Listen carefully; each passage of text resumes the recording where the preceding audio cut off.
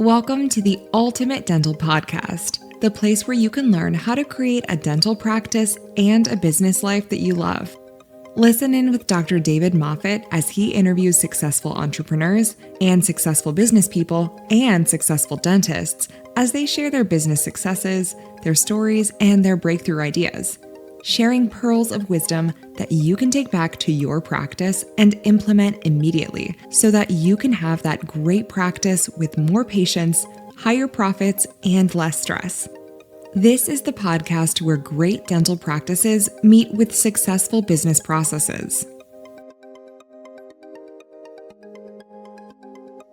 Thanks for tuning in to the Ultimate Dental Podcast, the podcast where thought leaders, industry experts, and thriving practice owners reveal their very best tips, tools, and strategies that will help you grow your dental practice faster.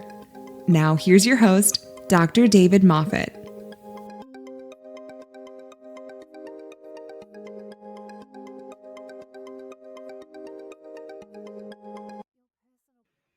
Welcome to the Ultimate Dental Podcast. I'm your host, Dr. David Moffet in New South Wales, Australia, and I'm talking to Stephen Parker, who's in Louisville, depending on where you're from, in Kentucky. Hi, Stephen. Thank you for being a guest on the Ultimate Dental Podcast. Well, fantastic. Thank you for the invitation. I'm honored. And yeah, Louisville is how you say it if you're native. So you hit it just right on with an Australian accent. Yeah, and as we were saying before, I'm yet to visit there, but you've given me a few good reasons to come along already. It's a little bit of golf and a couple of trails to go on. So sounds like a plan for sure. Stephen, it's nice to talk to you. You're the owner and the founder of the Profitable Dentist magazine. You've got a big handle on dentistry. How long have you been in the dental space, and what have you seen during that time? That is a great question. I actually got into the dental field in 2005. I owned a telecommunication infrastructure company and sold that. And of course, the natural progression is dentistry. I'm an entrepreneur by trade and desire. I had one job one time. I worked for somebody else for 3 years, and that was at a company that I sold to, and they wanted me to stay 7 years. I wanted to stay 20 minutes, and it ended up being 3 years, and to kind of make a transition. But other than that, I've kind of always done my own thing. So Dr. Woody Oakes actually started what became the Profitable Dentist in the mid 80s. He did a newsletter. It was called the Nationwide Dental Newsletter, and it literally was Xeroxed. And when I say Xerox, David, I mean Xeroxed, a big old machine that just made a big clunky noise. And if you've ever seen one from the 70s or 80s, they would crank it out. And nothing did two sides. So you did everything on one side, and then you would pull them out, turn them over, print the back side. And he did it in the basement of his dental practice, and sold subscriptions. It got so big, he decided the name was a little clunky, changed it to the Profitable Dentist Newsletter. And then about mid 1990s, he turned it into sort of the slick Profitable Dentist magazine that we still print special editions of, but that we printed for years and years and years. So I bought it in 2015. I worked with Woody for several years up to that. I coached and consulted with Woody. I actually got into dentistry via Dental Labs. A friend of mine said, I'd sold my company, and he said, his wife was a dentist, and we'd gone to college together. And he said, you need to get into Dental Labs. He said, all I know is Sarah hates them all, and they're all way too much. And if anybody can fix it, you can. So I started buying Dental Labs and put them together, and still own Dental Labs, and kind of love that business. It was like herding cats, and very much like DSOs, or very much like dental groups. You have a lot of sometimes strong personalities. There's a little more art than science sometimes. and everybody's way is the best way according to them. And then you try to put them together in one company, and egos get involved, and sometimes that doesn't work too well. So I've done both. I did that even with dental practices. So I started taking ownership interest in dental practices. Actually bought Woody's practice, and he had since had a heart attack and a stroke at the same hospital stay, couldn't practice. And really about the time that the world transitioned from print magazines to online, David, we've sold, I can't remember the numbers we did. We've given over 1 million hours of CE through live events. We sold hundreds of thousands of DVDs. So if you're a dentist over 50 in the United States, you were probably getting a card in the mail every 10 days from us selling a dental course. And so we would have a big event every year, the Destin Spring Break Seminar. We recorded the best speakers in dentistry, recorded that, turned it into a course for CE. And that was our inventory of new courses for the next year, and ran a great business. Now today, I don't know about you, but I literally can't play one of the DVDs we have sort of in our archives. We don't have a DVD player. Everything's streamed now, and you can click and see it.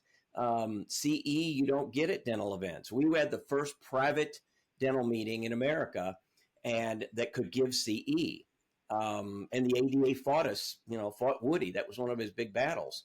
And they said, no, you have to be a state organization to give CE. And he had some lawyers put together a letter and say, why? And their lawyer said, yeah, that's a good question. There's really no reason. They're not a governing body. They can't really demand that. So, they came to a compromise, and now you can get CE everywhere. So it has a long history. We try to stay very loyal to the DNA of the profitable dentist. We also have a company, Excellence in Dentistry, that has been around the same amount of time. That is our CE division. We do events through there, and we do continuing education. We do courses, online courses through EID, Excellence in Dentistry. And, we really do everything for practice owning dentists that we can. That's our audience is dentist owners. So that's it. There you have it. That's who we are and how we got here. Well, Stephen, that's an admirable audience to be dealing with, because they're the ones that struggle. Yes. Being a dentist, owning a practice, there's a lot of competition. I don't know what it's like in the US, but I imagine it's much like in Australia with the corporates against you. It's not a level playing field, and so you're the little guy with some big guys competing against you. What are you seeing in that sort of space? So we have, and again, great question. It literally is one of the things that I'm asked to speak on quite often. And I think there was a David and Goliath sort of attitude 10 years ago or so, 10 to 15, when I got into dentistry. And I struggled with that. I couldn't figure it out, because as a management and finance business major, I'm looking at businesses. There's room in every market for every size business and type of business there is, whatever industry you're in. And dentistry, it seemed like it's very, we call it a cottage industry, a mom and pop industry. It's the dentist who's the owner and a small team. And, 20 years ago, you could just put a sign up that says dentist, have enough patients coming in that, you paid the bills and had a little left over. And when you got ready to retire, there was somebody right behind you that, is doing the same thing, and they're going to buy your practice. That all sort of blew up over the past 20 years. Insurance was probably the biggest catalyst to the end of that. Docs were busy all day long, just like they had been, but they have to earn, their reimbursements drop 10, 15, 20% a year. Well, they now have to produce 10 or 15 or 20% more next year to just stay even. So one of the things that when I speak on it is understand that a couple of things. One, that, and I've owned practices, there are some dentists who are really better at being an employee than an owner. 84% of practices were owned by a dentist 5 years ago, and it's dropped a little bit, but it's still 80-ish. I don't think the private practice owner goes away. They're scared of it. I think what they have to do is just not do what a DSO is doing. So I always say, if you were a pharmacist 25 years ago here in the States, Walmart decided to go into the pharmacy business, and Kroger and every grocery store in the country. You're not going to out Walmart. Don't try. Don't try to be cheaper than Walmart. You can't do it. They're giving away antibiotics. You have to buy them, and you got to charge for them. But there are a lot of things you can do that the DSOs, Walmarts, that they can't do. So what I try to influence is focus on those things. Focus on the things they can't do, or they're not really interested to do. They can only do big things at scale. That's what they can do with employees. So, as an entrepreneur, you can see something you really like, you'd start doing it tomorrow. And if you love it, and your patients connect with it, you're the implant person in town. Or I see a lot with oral systemic health treatment.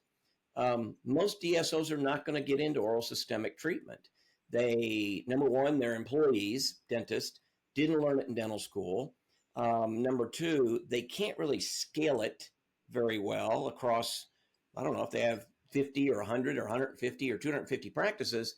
They need every dentist on board with it. Well, why do that? Why not just do more Crown and Bridge?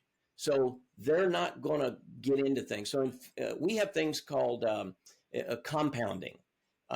We have what used to be pharmacies that now do compounding.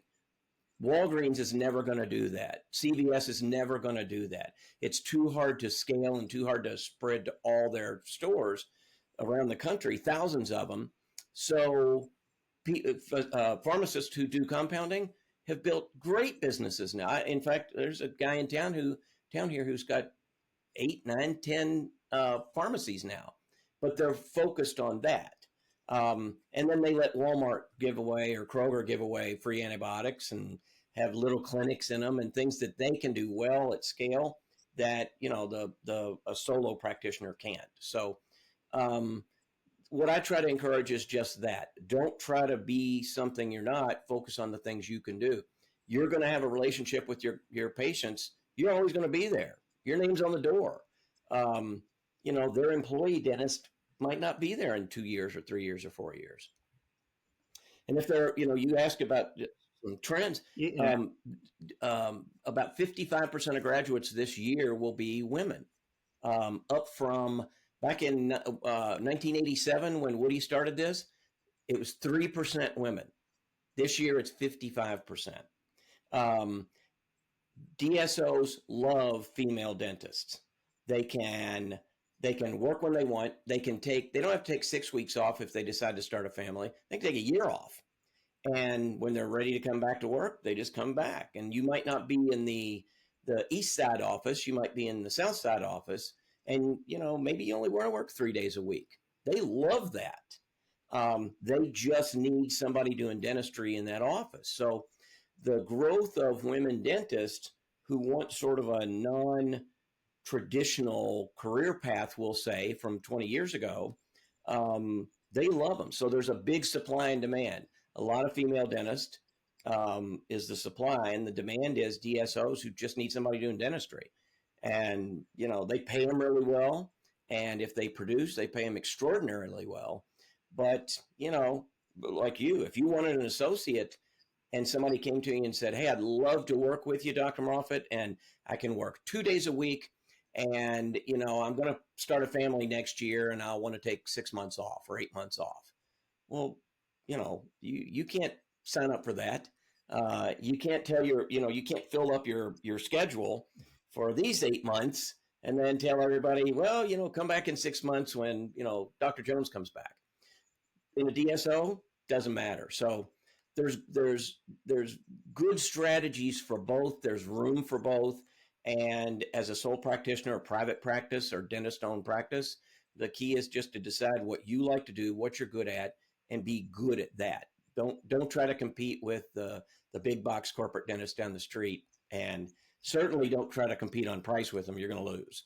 So, that's sort of that, So what do you see with I like you because it's the same down here with female Mhm. dentists graduating, and they're looking to not tie themselves to a practice so that they can have a family when they Right. choose to do so without it affecting their employment. I won't call it a career because if you're in employment, Hmm. it's somebody else's business. But with that undersupply then of male dentists um, graduating, are you finding that they're still going to DSOs to work first and then they're going out and buying a practice? Or, because that would mean there would be less dentists to buy the practices that are now for sale from the old guys Yes. like me, who are ready to sell. You know, how's that affecting that So, market? great question. The trends that I see there are fundamentally there. That model, it rarely exists today. So somebody, it used to be you're looking for some fourth year student who's wants to come out and start a practice next year, and they might work for you a day or two a week, or you might sort of promise a job when you graduate. They really don't exist anymore. They do a couple of things, and I've spoken for some big DSOs here in the United States for that same reason, and I'll just especially to dental school students. And what I'll tell them is the great thing to do. Um, don't worry about learning business. If you're graduating with 300 or 400 grand in dental school debt, um, even more if you met your soulmate in dental school and you between you have $800,000 worth of debt before you start out. You don't need to take on 500,000 more worth of debt to open your own practice before you have patient number one. Work for Heartland. Work for and I call it the University of Heartland. Go work for Dr. Rick Workman, great guy. In fact, he came up with the idea for Heartland at our Destin Dental event decades ago, and because he likes the business side of dentistry and not so much the dentistry. And he was looking at a room of 1,200 dentists, and he said, everybody in here hates the business and loves the dentistry, and I'm just the opposite. So he talked to a doc, and they came up with the idea. And he said, listen, I'll run the business part of your practice and take a percentage. And that was practice number one. And out of that grew this great sort of combination, this great sort of model that works for some, doesn't work. But here's what I can tell you about Heartland. You don't get to be $1.5 billion company by having a bunch of crappy dentists, by not taking care of your patients, by doing bad dentistry. They're doing something right. Now, if you've got $400,000 worth of dental school debt, work for Heartland for 3 years. Call it the University of Heartland and call it your business education. Watch what they do. Learn how the front desk works. Learn how insurance filing works. Learn how they market. See how they attract patients, move them through the system, keep them happy, keep them connected, and keep them coming back. And then pay off your dental school debt. And when you're done, then decide if you want to be an entrepreneur. Decide if you want to take on the debt and taxes and risk management. You kind of have to like taking a risk. There are a lot of dentists who are very risk averse, non-confrontational. If you're going to have a staff, I promise you better learn to deal with conflict. You better learn to be a boss and be a leader and be a manager, or it's not going to last. So you have that career as an employee, if you like, and it's a great career, and you don't have to worry about it. You can clock out at 5 o'clock and go see your kids' tennis practice. As the owner, something breaks and you're there till midnight waiting for a plumber to come fix it because you need to see patients in the morning. That's what goes along with being a business owner, period. You can't delegate those kind of things. What I like to say is with males, primarily, they are the primary dentist, but they may like being an employee better. They're just working 4 days a week, making really good money. I mean, I know docs who work for DSOs that broke $1 million in income a year, and they're an employee. They just like cranking out the dentistry, and they don't have to worry about anything else. If the office manager quits, there'll be a new one there tomorrow. If they need, 2 assistants, there'll be 2 new assistants there tomorrow. So that's a certain way of doing business.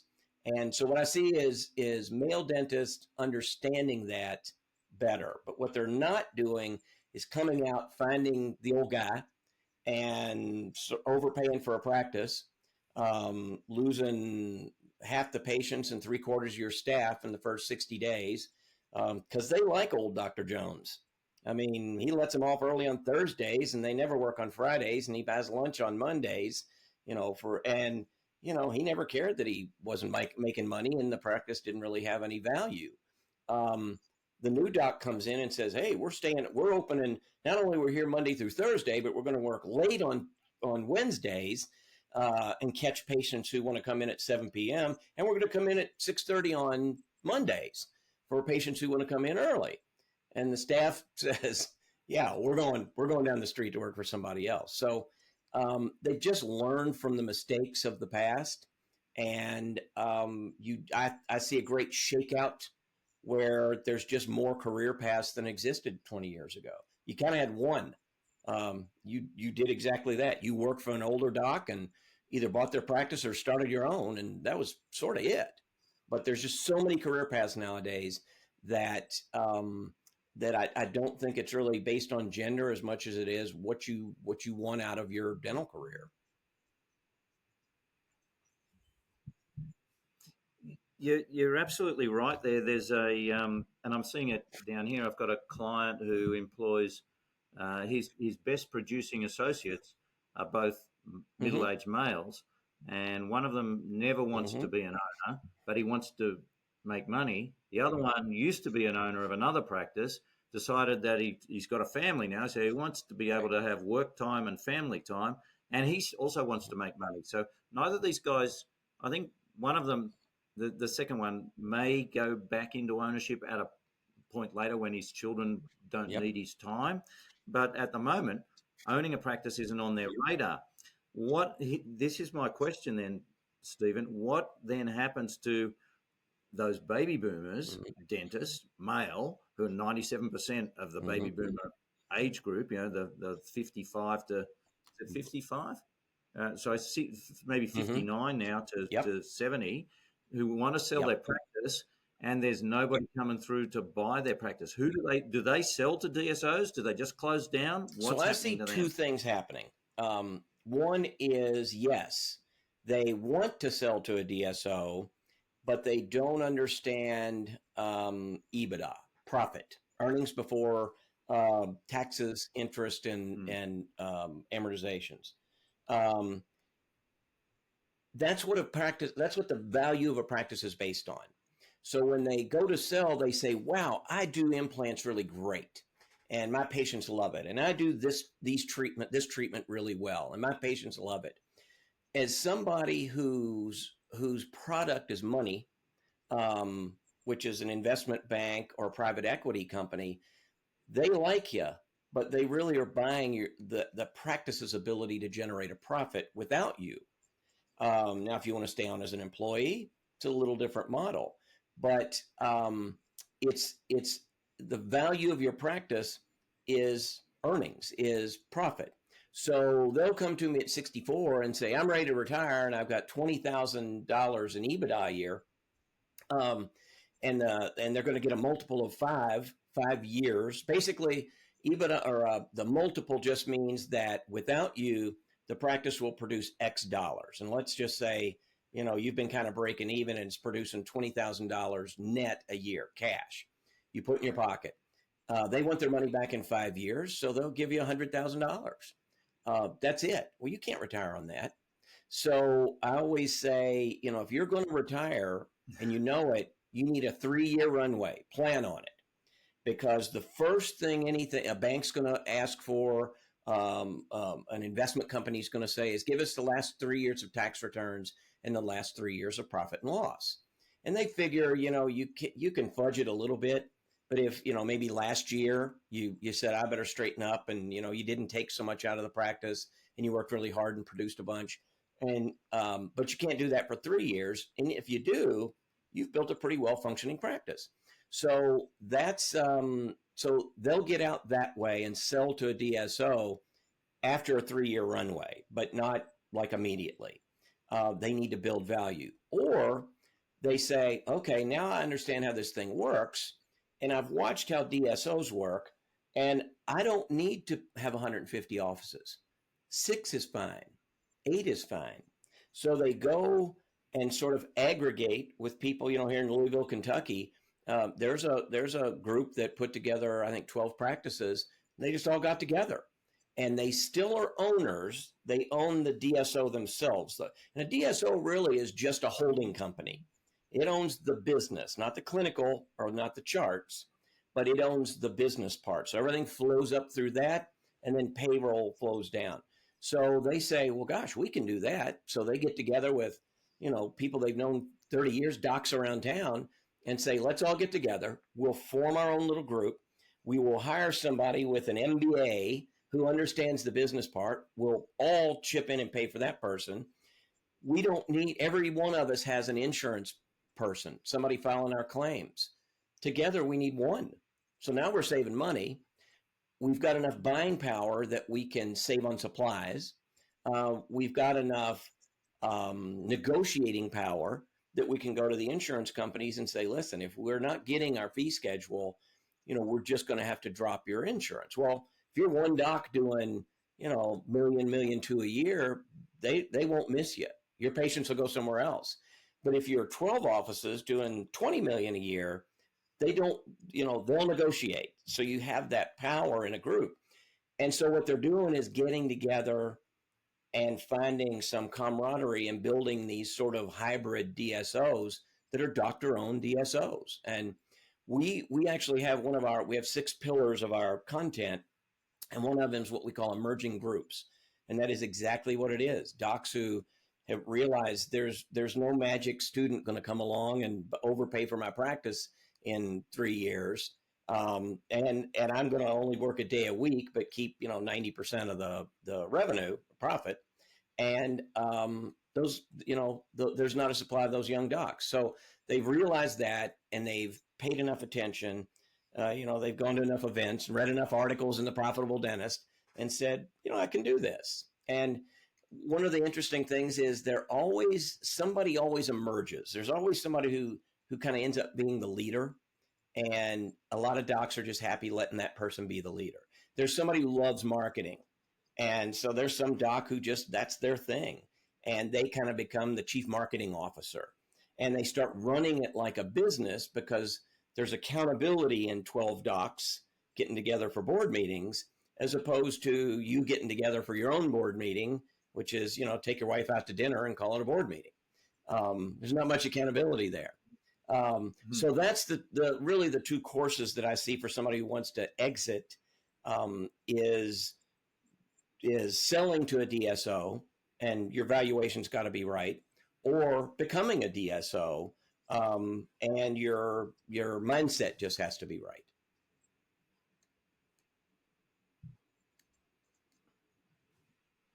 Yeah,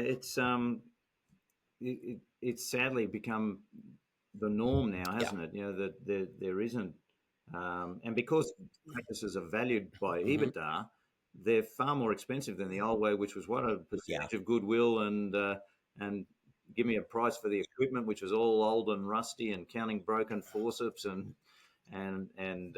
denture flasks and all it used to be that had no value. Well, people really would ask me what's my practice worth, and I would say, well, as a business person, your practice, your product is what is worth what somebody's willing to pay you for it.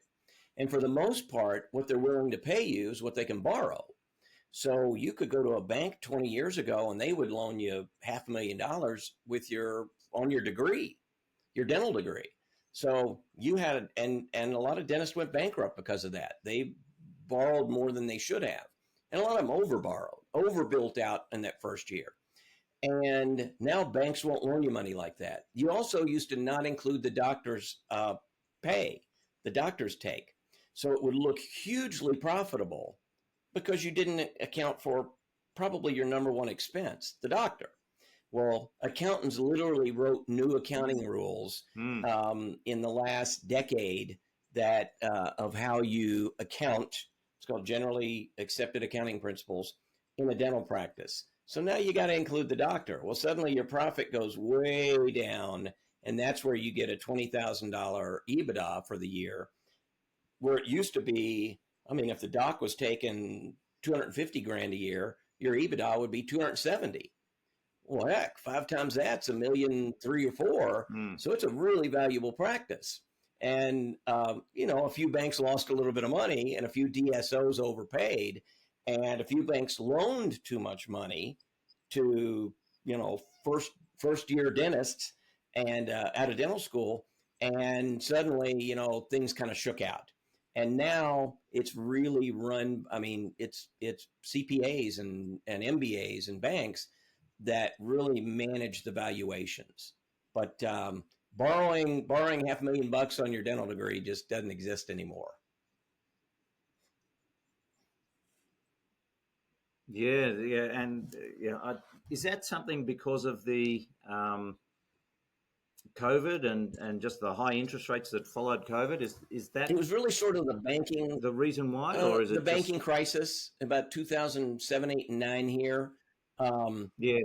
A lot of banks closed. A lot of banks were at risk of closing. They had overloaned on mortgages, and they owned a lot of houses that Yeah, were worth $200,000 that they had $800,000 mortgage on, because they just kept upping and upping and upping it. And then home values dropped. Well, you've got $1 million mortgage on a house that's worth 200,000, so people just walked away. So the finance industry sort of reorganized, and banks looked at debt and how they issued debt, and unfortunately, dentistry just kind of happened to be by the wayside. And then you had groups, private equity companies and investment banks coming into dentistry. And, they're only going to screw that up once, and they're big and they're buying a lot. So they just found valuation models that are it's pretty rock solid. I mean, it's, you can negotiate a little bit, but, I can sit down with somebody and look at their P&L and tell them pretty quickly about what somebody will offer for it. And 9 times out of 10, it's not enough to retire. But with 3 years and some focus, you can really turn it into something. And I always say, do it yourself for the first 3 years, and then see if you want to take on somebody. I mean, again, you've got negotiating power, and you've got economies of scale. You've got buying power as a group that you don't have as a sole practitioner, or you don't take a lot of poorly reimbursing insurances. And here, fee for service, you kind of have to be a fee for service practice. It's very difficult to take, certainly PPOs, very low reimbursing insurance plans. Sometimes you're writing off 30, 35, 40% of your production to an insurance company just to take their insurance. And it's very hard to be profitable and live a comfortable life when you're giving that much away to the insurance company. So it really was just we kind of came in an age where things came together, and we understood that a dental practice was a business, and somebody came along and said, wow, we'd like to put a lot of these together. And they did. And, they put together 20 office groups and sold that to somebody with 50 practices that wanted 70. And they sold that to somebody who had 100 practices that wanted 170. And they just keep getting bigger and bigger. So they're using accountants and lawyers to do that. And, again, they use the same valuation model for a 100 office purchase as a 1 office purchase. The multiple just changes. So, you're not getting 12 or 13 times earnings, you're getting 2. And, it's just hard to retire. It's hard to do it in a year and make enough to retire. Yeah, Omar Reed, rest his soul, told me, 15 years ago that he believed that in the US, dentists reaching the age of 65 95% of them couldn't afford to retire on the same income they were producing as a dentist because they hadn't put enough money Yes. away along Yeah. the journey. And from what you just said there, it's not that they, it's kind of like they, they're making money, but they had no idea that they were spending a lot of money along Yes. the way in term or giving money away. That 35 to 40% that you give to some Hmm. insurance companies for them to send you patients. I had a client, she cut a lot of insurance companies in the first year that I worked with her. She was seeing 65 patients a day. At the end of that year, she was seeing 25 a day. She was making Hmm. the same money and turnover, and she was making $200,000 Right. more profit. And she said, and she did it by cutting one day. She said, all right, no insurance on this day. And I said, how's Wednesdays going for you? She said, it's like I'm on a Hmm. different planet. She said, it's just like Yep. so nice. Everybody's different. And then she started culling the other days before I even said, well, maybe Yeah. we should do that. And she was way ahead of the game. But her lab, you love this one. She said to the lab, I'm cutting this plan. And the lab said, look, I'll drop my lab prices to you by 50% if you keep Yep. doing the plan. Well, she was Yep. losing on the plan. So the lab was making Right. way more than her. Now that's the crazy thing. She's not Robinson Crusoe. There's plenty of dentists out there thinking, "Oh, I'll make it up in volume." Isn't that the worst phrase you've No. ever heard in business? You'll make it up in volume. If you're losing, you just Well, make here's bigger the thing. losses. That's a joke in business. So if you're taking it seriously, you're already going down the wrong road. Yeah, you just and that's what you have to Mm, understand if you're going to be solo or small group or one doc and hire yourself 3 or 4 associates.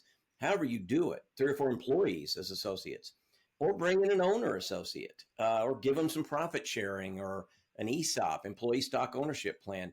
All these things that incent an associate to stay with you, or just profit sharing.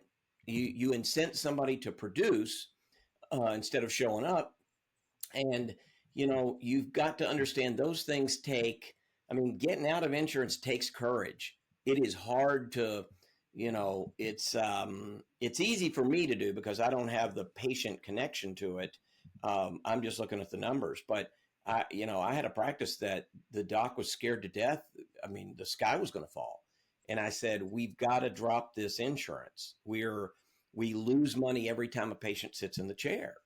And he said, well, we're gonna go bankrupt. We're not going to have that. I don't know, we'll say $50,000 in production. And I'll say, right, but we're also not going to have that $75,000 in cost. And it's hard to get that through your head because you don't feel busy.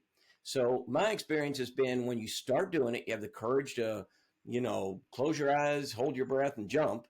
And Wednesdays turn out to be pretty good. And suddenly you like Wednesdays. In fact, you really like looking down at what's left over on Wednesday dollar wise for you, as opposed to Monday and Tuesday and Thursday. And that's how you do it. So most docs think you just start tomorrow and you cut all insurances. You've got to find it. I always say it took you 20 years to get into this hole of writing off 35 or 40% of your production. It's going to take you a year or two to get out of it.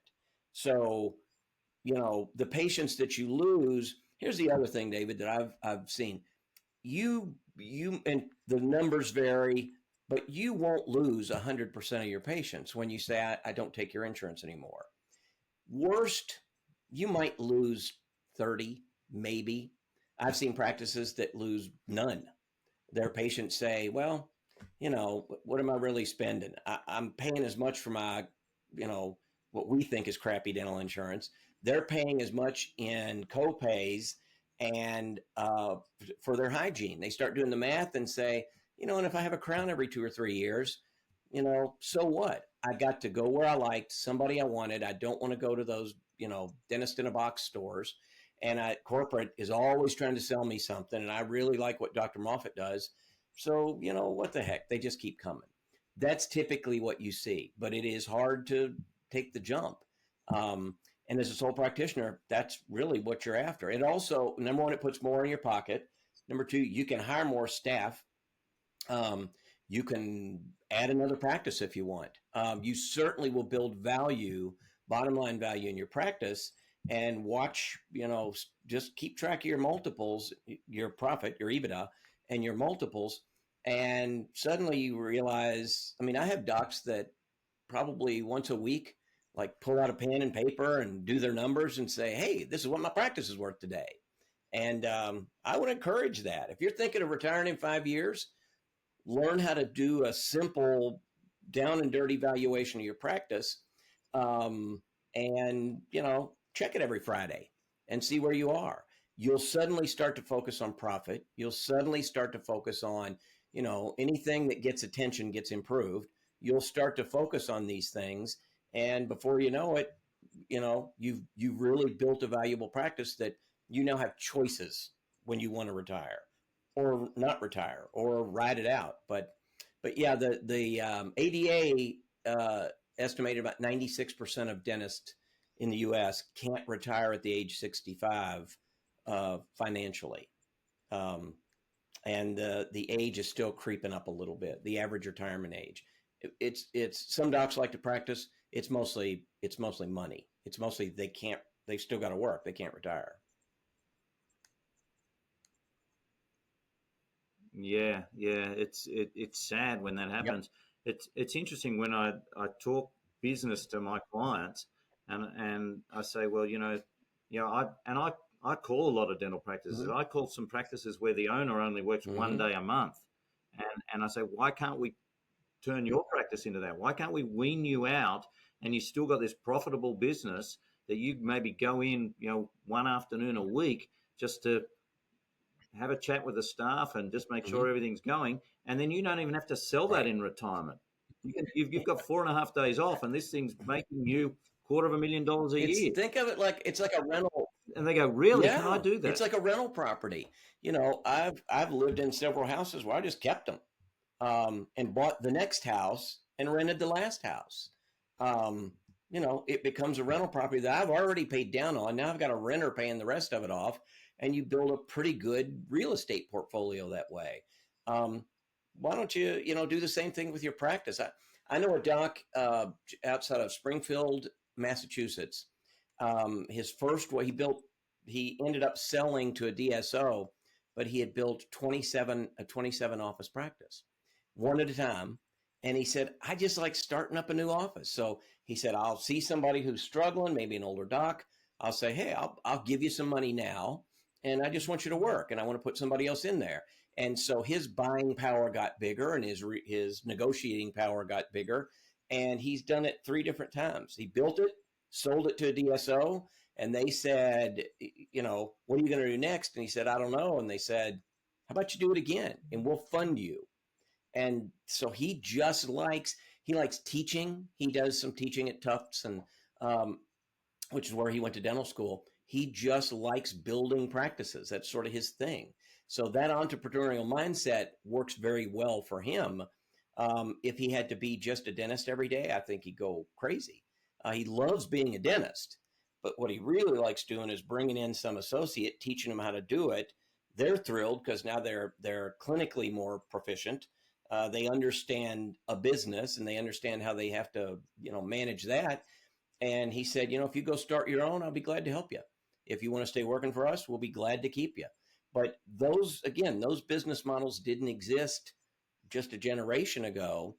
And, I think the key is just find what you like. If you can work a day a week, live the lifestyle you want, and, you're going to work until you die, or you're spending money building a different asset, real estate maybe, or you marry somebody who's really smart and, makes more money.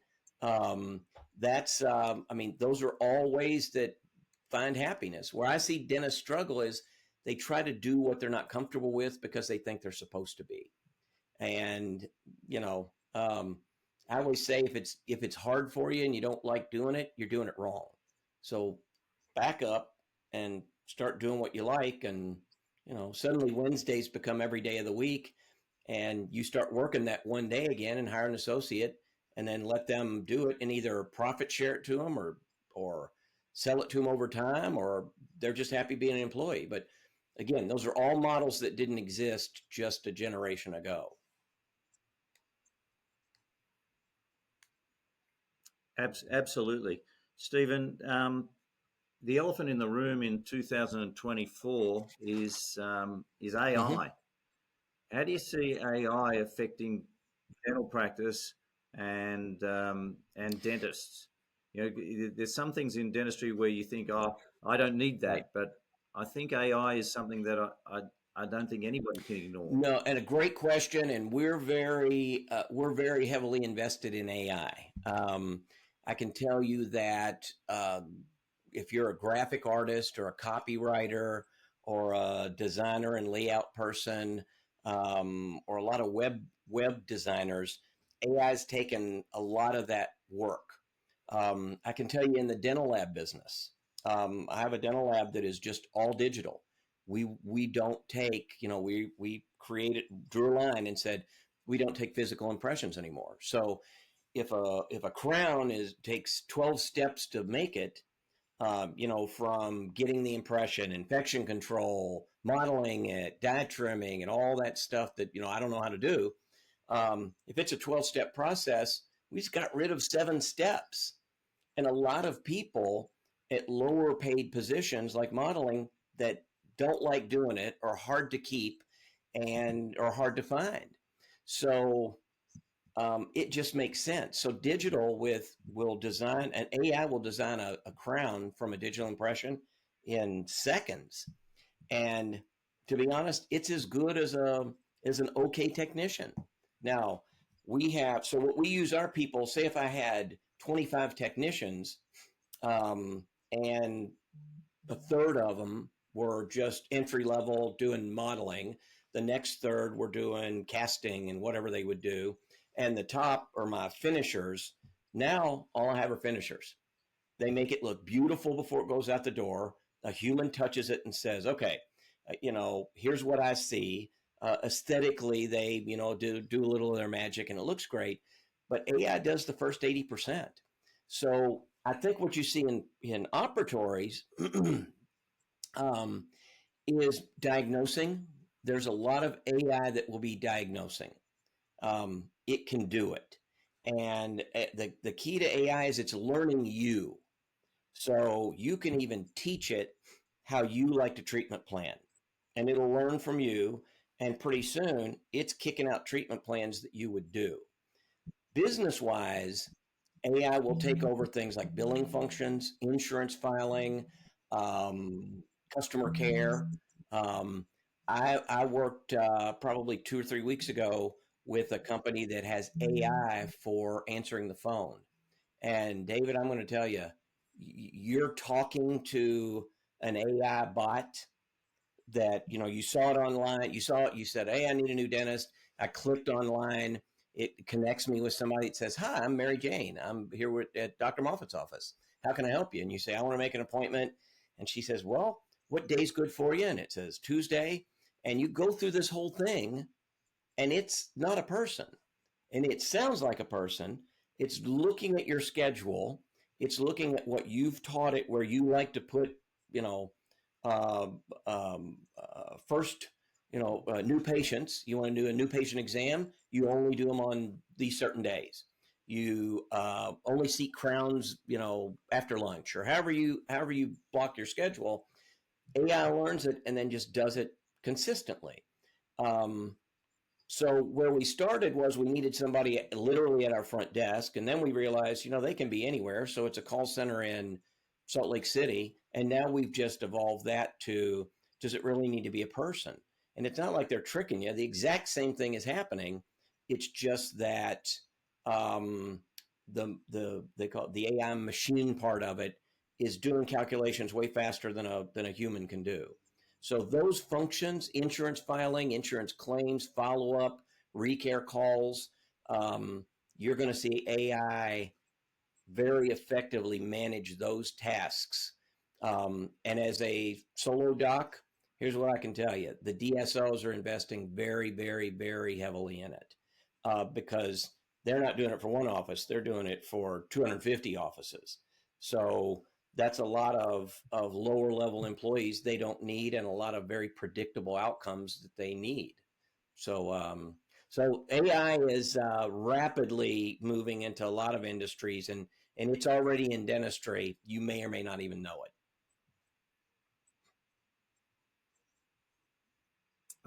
Stephen, I saw at a trade show earlier this year, AI in diagnosis, in dental treatment diagnosis, and it was, the concept was really quite scary. I think, you know how they say you go to 10 different dentists, you get 10 different treatment plans. Well, now with AI, you go to 10 different dentists. If they're all using AI, you get the same treatment plan. So it's not a debate between the dentist and the patient anymore. It's a debate. Well, AI says I better get it, and that's why it works for DSOs. And that's going to be a game changer. The underdog. Yes. DSOs don't want you going to the East Side office and the West Side office and getting a different opinion, because the doc on the West Side went to Indiana University, the doc on the East Side went to the University of Kentucky. And, old Dr. So-and-so who, taught them in dental school, this is how when we treatment plan, this is how our clinical evaluation works. You don't get that with AI. It's the same at every one of your offices immediately. So you as a sole practitioner can utilize that and let it do what it does well. But the key is it learns from you. So it will be different, but it's because you correct it every time. It'll say, here's my answer. Is that what you wanted? And you say, no, I want it a little bit like this. And it says, okay. And it learns. And it says, okay, how about this? Is this the treatment that you expected? And you say, no. And then it'll ask you, what would you like to see? And over time, it literally learns you. And that's what I think a lot of people miss, is that AI learns from you. The AI that we use, we're rolling out an AI, sort of an advice area. And it basically uses 30 years of our magazine, about 2,600 articles, as its first source. So if you put the same thing in place just on the internet, it's going to go to Google. Ours goes to the Profitable Dentist magazine. So you're going to get a little something different, but it's going to crunch what's in there really fast and then bring back what, I don't know, Gordon Christensen and Tim Kaczynski and all the great dentists in dentistry. It's what they've put into our magazine over the years. It's going to come back using their opinions and their articles as the foundation for their answer, if that makes sense.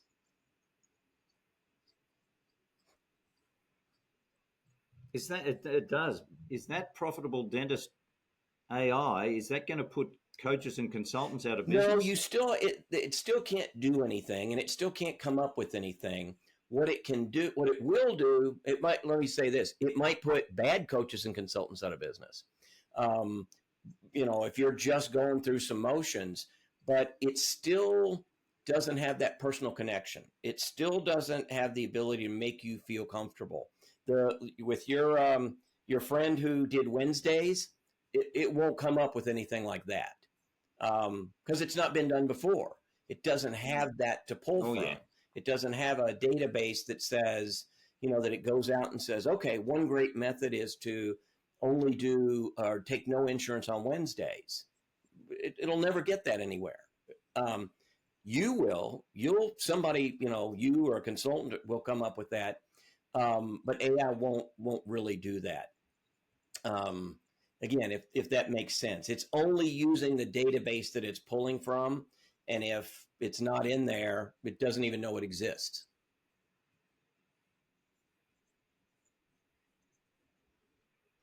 Yeah. And I think that's the thing in, I know in writing and in speaking, what ChatGPT gives you as an answer, you can't just cut and paste. You've got to read it and make sure that it's true, and that it's also cognizant with what your beliefs are as well, because otherwise you're just printing out stuff from the internet. It's only as good as the data it's got. Right. But what's up here from any coach or from any speaker is years of experience still stored in the grey matter, and that's still got to override that.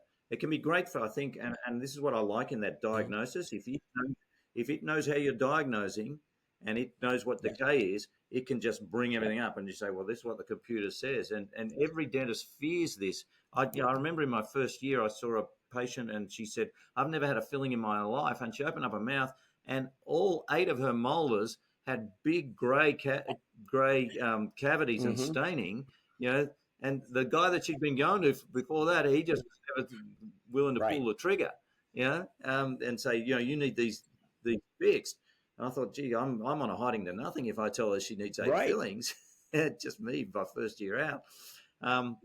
So the AI will help help patients to get that work done, and it'll also help young dentists as well to get that standardization that this is the right answer. Because once you put that burr into that tooth, you go, there's decay underneath all that. Because I didn't do that. Right. It looked all right to me. So that's, I think, the answer. Stephen, we could talk forever. I can't believe it's been probably 3 or 4 years. I think during COVID was the last time. And, we were both sheltering, just in different countries. Yeah, I tell you, one of the things I noticed about you, Stephen, from social media, like me, you like playing vinyl records. Yes, absolutely.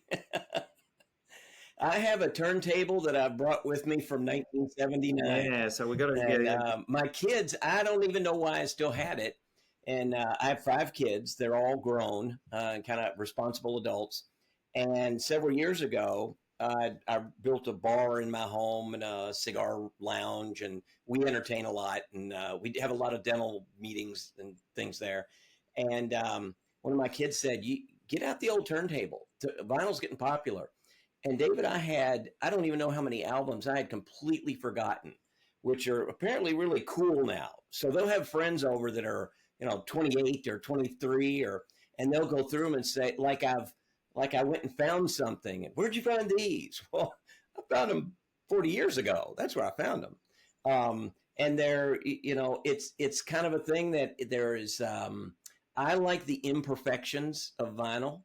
I like that somebody somebody compiled it. So, you start it and it plays that whole side. So it'll play 6 songs in the order that whoever did that album wanted those songs to be. With digital today, you can create a playlist, do whatever you want, mix it up, and that's great in some instances. But if you're just going to sit and relax, have a good Kentucky bourbon, there is nothing like sticking a vinyl on, letting it play, and hearing a little bit of crackle here and there. And even if it's AC/DC, it's still got a different sound than pure digital does. So that's the appeal to me. I like the imperfections. And again, I bought this thing in 1979 and have played it. I mean, I had to get a little belt for it, and one of my sons helped me figure out all the stuff that was broken. We got it going, and we used the heck out of it. They even have friends come over and listen to my vinyl.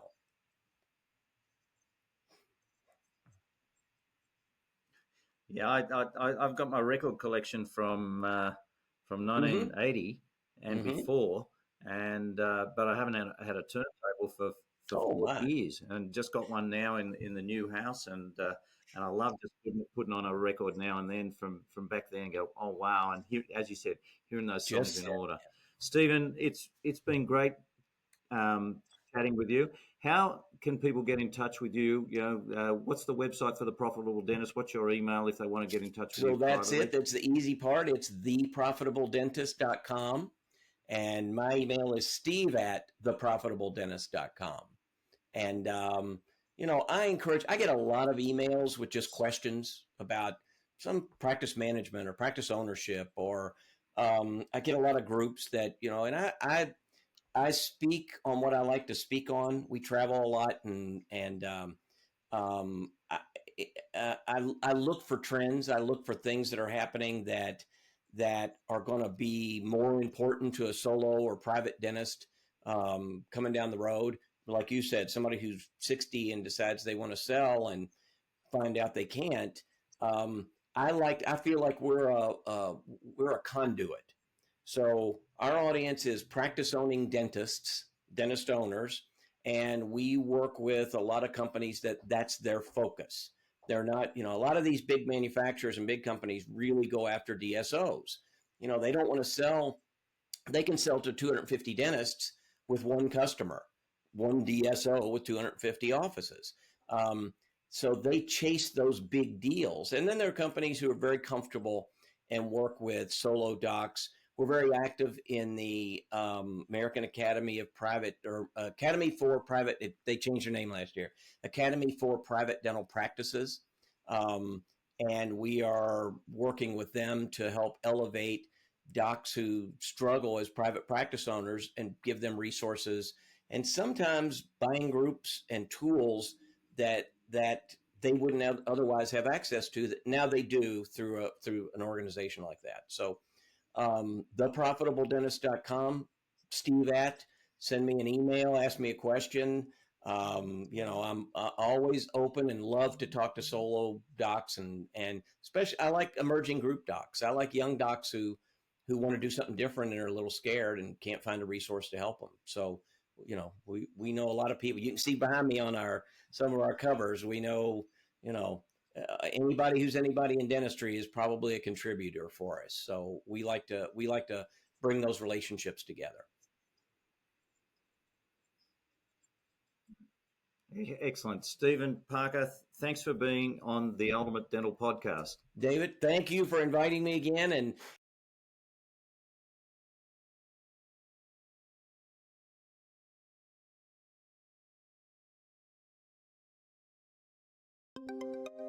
thank you for tuning in to another inspiring episode of the Ultimate Dental Podcast. We appreciate each and every one of you for being a part of our dental community and joining us each week on this incredible journey. If you found value in today's episode and you don't want to miss out on future episodes packed with expert insights and actionable strategies, here's how you can stay connected with us. Firstly, hit that subscribe button. Whether you're listening on your favorite podcast platform or watching on our website, subscribing ensures you'll never miss an episode. Secondly, share the love. If you know a fellow dentist or colleague who could benefit from the wisdom and knowledge that we share here, please share our podcast with them. Also, please share the podcast on your socials by simply clicking on the social icons wherever you view or listen to this podcast. Together, we can all do our bit to elevate the dental profession. And finally, stay engaged with us. We love hearing from you. Your questions, comments, and feedback fuel our mission to provide the best content for your professional growth, your personal growth, and for your practice growth. Remember, your journey to creating a dental practice and a business life that you love is our mission, and we're excited to be your trusted guide along the way. Thank you for being a part of the Ultimate Dental Podcast. Until next time, keep smiling, keep striving, and keep on tuning in to the Ultimate Dental Podcast.